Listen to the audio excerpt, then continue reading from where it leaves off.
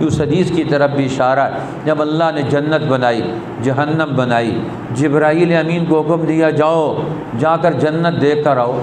اب جنت کو دیکھا، وہاں کی بہاروں کو، وہاں کی نعمتوں کو، وہاں کے باغات کو، وہاں کے انعامات کو، واپس آ کر کہنے لگے یا اللہ یہ تو نے ایسی جگہ بنائی ہے ہر آدمی اس میں داخل ہوگا، کوئی پیچھے نہیں رہے گا۔ پھر فرمایا جاؤ جا کر جہنم کو دیکھ کر آؤ۔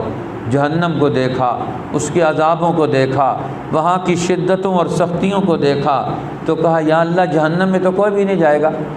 فرمایا جبریل اب دوبارہ جاؤ جا کر پھر جنت کو دیکھ کر آؤ۔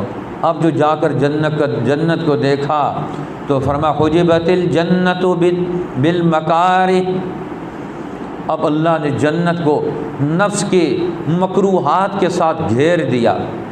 اب جنت کے راستے میں